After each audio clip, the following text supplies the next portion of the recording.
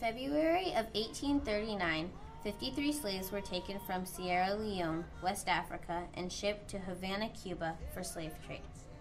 The slaves were bought by two planters and were put onto the ship Amistad to a Caribbean plantation. On the ship, there were 5 whites, a mulatto cook, a black cabin boy, and 53 slaves.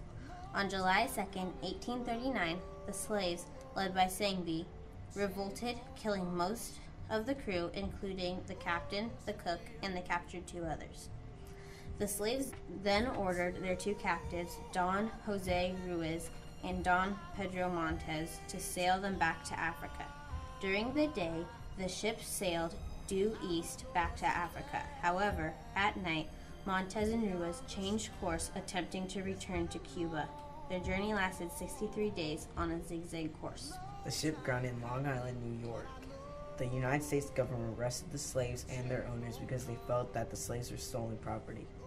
The court ruled that the claims to the Africans as property were not legitimate because they were legally held as slaves. The case went to the Supreme Court in January 1841, and the former president, John Quincy Adams, argued the defendant's case. Adams defended the right of the accused to fight to regain their freedom.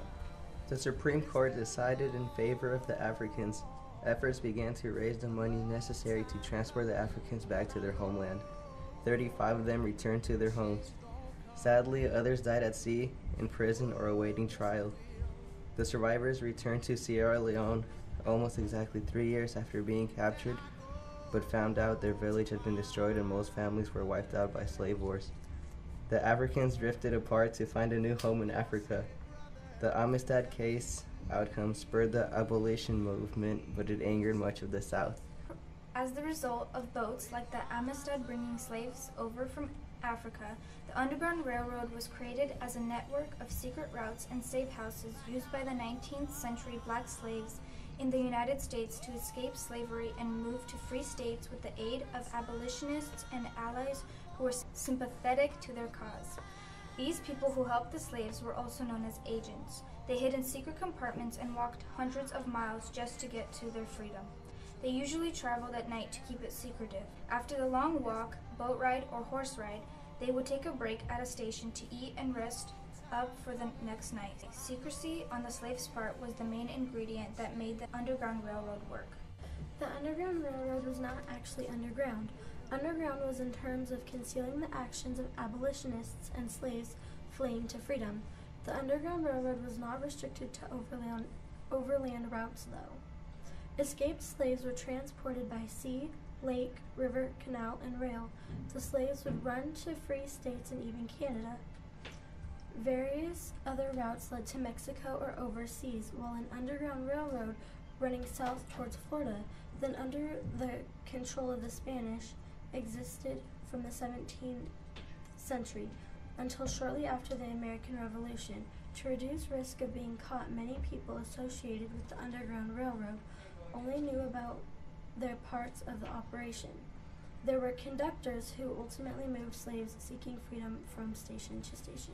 Secret messages in the form of quilt patterns aided slaves escaping the bonds of captivity in the southern states before and during the American Civil War.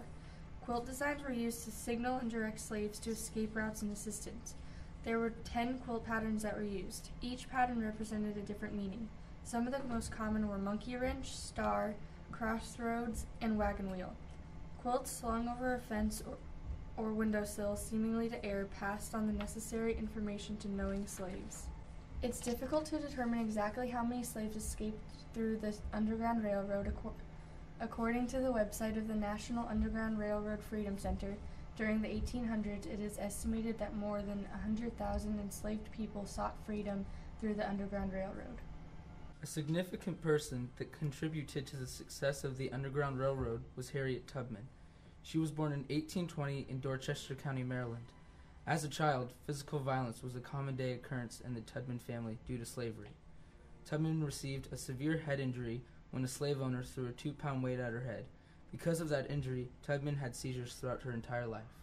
Once a slave at 29, Tubman escaped slavery and headed north to Philadelphia. After she successfully escaped slavery, She got a job and saved money to help her free slaves. In 1850, Tubman helped her first slaves escape through the Underground Railroad. A wanted poster was issued for a $12,000 reward for Tubman's capture for all the slaves she had saved.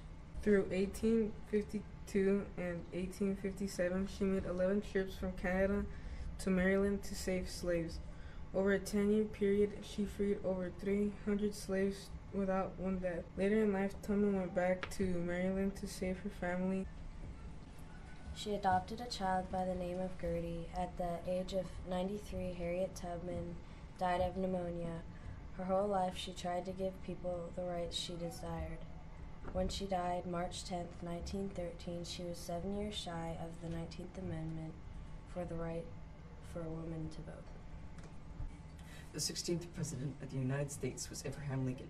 He successfully led the United States through its greatest constitutional, military, and moral crisis, the American Civil War, preserving the Union while ending slavery. Harriet Tubman regretted not meeting President Abraham Lincoln, thanking him for ending slavery. One of her close friends of Tubman was quoted as saying, I remember very clearly Harriet saying and repeating very often that she did not know Lincoln. It was a deep sorrow and regret of her later years. She never recovered from that in any way. He was raised in a poor family on the western frontier. Lincoln was mostly self-educated. He witnessed slavery himself and disapproved of it. In the 1860s, the United States was divided in North and South due to economic and social differences, one being the issue of slavery. The North opposed slavery, and the Southern economy became one crop economy, depending on cotton, therefore on slavery. When President Lincoln was elected in 1860, South Carolina issued its Declaration for the Causes of Secession. They believed that Lincoln was an anti-slavery and in favor of the northern states. Before Lincoln was even president, 7 states had seceded from the Union: South Carolina, Mississippi, Florida, Alabama, Georgia, Louisiana, and Texas. The Civil War had begun. During the Civil War in 1863, President Lincoln issued a Proclamation of Emancipation. It proclaimed all those enslaved in the Southern Territory would be forever free, thus applying to 3.1 million out of 4 million slaves in the U.S. The proclamation could not be enforced in areas still under rebellion. But as the Army took control of southern regions, the slaves in those areas were emancipated rather than returned to their masters. Lincoln correctly realized that, as president, he had no legal grounds to single-handedly terminate the institution of slavery, but that this had to be done by a constitutional amendment. The history behind the 13th Amendment adoption is an interesting one. Prior to the Civil War, in February 1861, Congress wanted to pass the 13th Amendment for an entirely different purpose: to guarantee the legality and perpetuity of slavery in the slave states, rather than to end it. Since Abraham Lincoln felt that the states were ignoring the Proclamation of Emancipation and continued to use slaves, he believed that a constitutional amendment was necessary to ensure the end of slavery forever. So the party committed itself to a constitutional amendment to abolish slavery. The 13th Amendment would now eliminate slavery in the United States, instead of making it legal. The overwhelmingly Republican Senate passed the 13th Amendment by more than the necessary 2/3 majority on April 1864. But not until January 31st, 1865, did enough Democrats in the House abstain or vote for the amendment to pass it by the bare 2/3. By December 18, 1865, the requisite 3/4 of the states had ratified the 13th Amendment, which ensured that forever after, neither slavery nor involuntary servitude shall exist within the United States.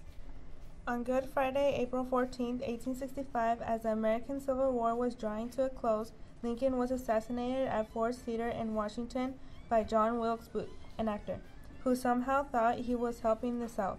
The assassination occurred 5 days after General Robert E. Lee surrendered to Lieutenant General Ulysses S. Grant at Appomattox Courthouse, Virginia, effectively ending the American Civil War. In President Lincoln's final public address, he recommended extending the right to vote to the African Americans who had fought for the Union. This expressed his belief that African Americans should be granted full political equality. Lincoln Never let the world forget that Civil War involved an even larger issue.